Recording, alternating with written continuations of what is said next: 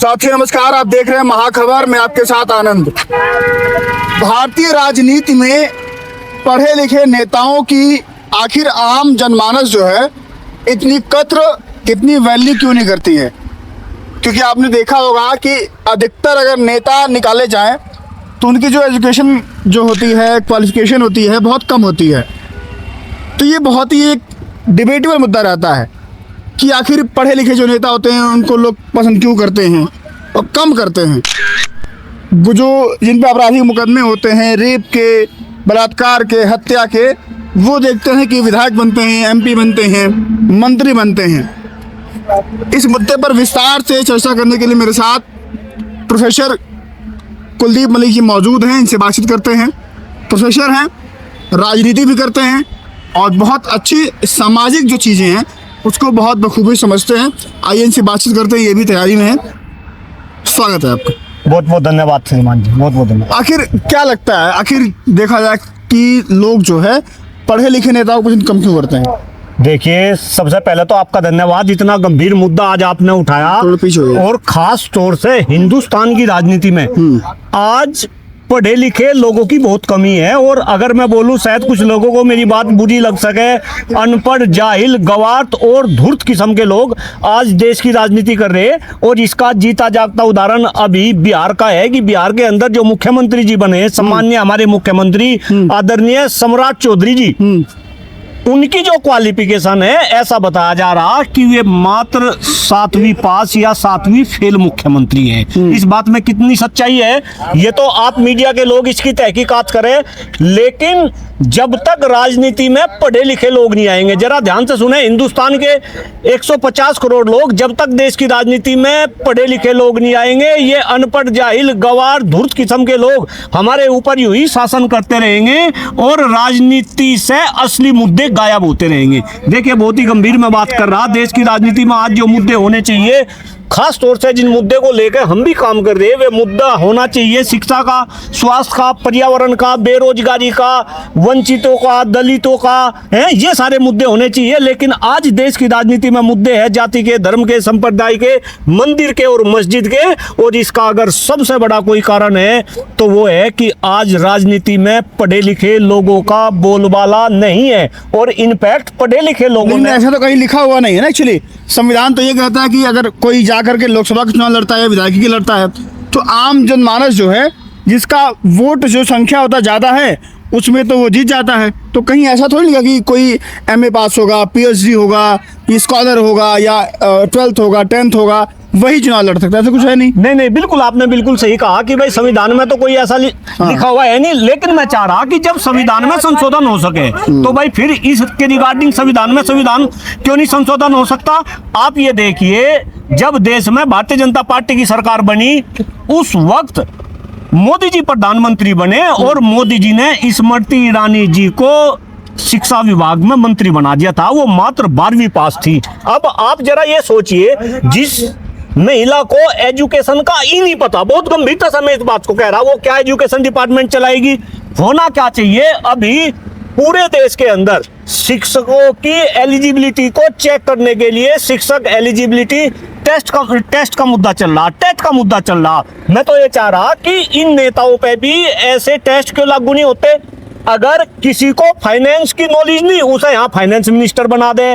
किसी को रक्षा की नॉलेज नहीं, उसे यहाँ जो है रक्षा मंत्री बना दे। किसी को एजुकेशन की नॉलेज नहीं, उसे यहाँ जो है शिक्षा मंत्री बना दे। तो कहीं ना कहीं ये अपने आप में बहुत ही। मलिक साहब, आप जैसे, मलिक साहब ये बताइए, आप जैसे कितने लोग हैं जो मांग कर रहे हैं? आप समझिए, क्योंकि जो लोग इसको संशोधन करेंगे, जो लोग ऑलरेडी सदन में बैठे हुए हैं, वहाँ पर एमपी एमएलए बन के, मंत्री बन के, जिनके हाथों में है, जो संशोधन करेंगे, नया कानून लाएंगे, आपको लगता है कि वो ये लाएंगे? क्योंकि वो तो खुद ज्यादा पढ़े लिखे नहीं है ना, मैक्सिमम लोग जो। बिल्कुल ये भी बात बहुत ही सोचनी है। और आपने एक बहुत ही गंभीर बात उठाई कि भाई आप जैसे कितने लोग हैं जो इस बात मांग कर रहे हैं, इस बात की मांग कर रहे हैं। भाई कम से कम मैं तो हूँ और मेरे साथ में आज आप जुड़ गए। और खास तौर से जब ये बातें लोगों के बीच में जाएगी, देखिए क्रांति लाने वाला कोई एक ही इंसान होता है। मैं तो एक ऐसा इंसान खड़ा जिसने स्टार्टिंग में पर्यावरण को लेकर काम करना शुरू करा, 1 पेड़ लगाया, 2 लगाया और आज में लगाते लगाते लाखों पेड़ जो है मैं लगा चुका। बरगद बाबा के नाम से भी लोग मुझे जानते हैं। तो क्रांति तो ऐसे ही आती है। और मुझे तो ये बताते हुए अत्यंत खुशी हो रही है कि जिन मुद्दों पर मैं काम कर रहा वे मुद्दे धीरे धीरे आगे बढ़ रहे हैं। और फिर युवा, क्योंकि युवा आज का जागरूक हो चुका। देखिए राजनीति को लेकर लोग इतने त्रस्त हो चुके, क्योंकि राजनीति में आप देखो युवाओं की कोई बात नहीं। आज जिस तरीके से देश में बेरोजगारी है और खास तौर से जिस तरीके से युवाओं को ठगा जा रहा, आप देश की शिक्षा व्यवस्था को देख लो। शिक्षा व्यवस्था को चलाने वाले जो शिक्षक है, जो प्रबंधक है, क्योंकि प्राइवेटाइजेशन शिक्षा का हो रहा, आज मिडिल दर्जे के और निम्न दर्जे के प्रबंधक भी परेशान, आज जो है छात्र भी परेशान। महंगी एजुकेशन लेने के बाद आज बेरोजगारी चरम पे है, लेकिन ना तो कोई नेता बोलता, क्योंकि इन नेताओं को तो देश में जो है अनपढ़ों की भीड़ चाहिए, न कि पढ़े लिखे लोगों की। अगर देश में पढ़े लिखे लोग हो जाएंगे, हमारे जैसे लोग हो जाएंगे, तो वे इन नेताओं से पूछेंगे कि आप कितनी क्वालिफिकेशन चाहते हैं? कुछ तो आपका होगा ना, जैसे मान लीजिए आप पीएचडी स्कॉलर हैं, आप प्रोफेसर हैं, तो आप कितनी डिमांड करते हैं कि इतना, कम से कम इतना तो पढ़ा लिखा हो, तब जाकर के वो विधायक बने, एमपी बने या मंत्री बने? नहीं भाई, आप एक बात बताओ, कम से कम मिनिमम क्वालिफिकेशन उसकी बैचलर तो हो। इस देश में आज तो अगर पुलिस में भी कोई भर्ती हो रहा तो उसकी भी क्वालिफिकेशन, अभी देखो यूपी के अंदर आज होमगार्ड की परीक्षा चल रही है, आप 3 दिन तक होमगार्ड की परीक्षा चल रही है। आप देखो कैसे कैसे पढ़े लिखे लोग जो है वहां होमगार्ड की परीक्षा देने के लिए आ रहे। क्यों भाई? जब होमगार्ड जैसी परीक्षा में हम क्वालिफिकेशन लगा सके, तो ये नेताओं की उसमें हम ये क्वालिफिकेशन क्या फिट नहीं कर सकते? क्या हम संविधान के अंदर संशोधन नहीं कर सकते? और देखिए श्रीमान जी, एक बहुत गंभीर में बात बता रहा, जो शिक्षा है ना, शिक्षा वो कहीं ना कहीं दिमाग खोलती है। शिक्षा हमारे दिमाग का विकास करती है, शिक्षा हमारी सोच का विकास करती है। जिस तरीके की देश में सोच होगी, अब आप एक बात बताओ, पूरा विश्व में आज टेक्नोलॉजी का बोलबाला है। कोई भी देश अगर विश्व में अग्रणी है तो वो टेक्नोलॉजी के दम पे है। अब आपने तकनीकी का मंत्री अगर ऐसा बना दिया जिसको टेक्नोलॉजी का टी नहीं पता, तो भाई कैसा काम चलेगा? मैं फिर आपके चैनल के माध्यम से ये डिमांड कर रहा, खास तौर से नेताओं की एक क्वालिफिकेशन, पढ़े लिखे लोग राजनीति में आवे, और जो पढ़े लिखे लोग राजनीति से किनारा कर रहे हैं। देखिए मैं अपना एग्जाम्पल दे रहा, मैं खुद ऐसी फैमिली से हूँ। मेरे मम्मी पिताजी दोनों शिक्षक हुआ करते थे, लेकिन मेरे पिताजी ने मुझे बचपन से ही केवल एक बात बताई, लोगों भाई कुलदीप, नेताओं से और पुलिस वालों से हमेशा बच कर रहिए। यानी कि मुझे भी कहीं ना कहीं राजनीति से अलग रखा गया, लेकिन अब मैं राजनीति में आ गया तो अब मुझे पता चल रहा कि राजनीति में पढ़े लिखे लोगों की कितनी जरूरत है। मैं फिर कह रहा, अगर पढ़े लिखे लोग राजनीति में नहीं आएंगे, क्योंकि राजनीति ही देश की नीति निर्धारित करती है, देश कैसा आगे बढ़ेगा, किस तरीके से आगे बढ़ेगा, ये तो राजनीति डिसाइड कर रहे हैं, नेता डिसाइड कर रहे हैं। तो अगर वहां पे अनपढ़ लोग बैठे रहेंगे, पढ़े लिखे लोग नहीं आएंगे, तो ये अनपढ़, जाहिल, गवार, धूर्त किस्म के लोग हमें ऐसे ही मुद्दों पे उलझाते रहेंगे और ये हमें सपना दिखाते रहेंगे विकसित भारत का। अरे अगर आपको विकसित भारत बनाना है तो डॉक्टर कुलदीप मलिक अलग अलग मंचों से कहता है कि विकसित भारत का रास्ता तो शिक्षा के गलियारे से होकर गुजरता है। आपको शिक्षा के गलियारे को दुरुस्त करना पड़ेगा, आपको शिक्षा व्यवस्था को सुधारना पड़ेगा।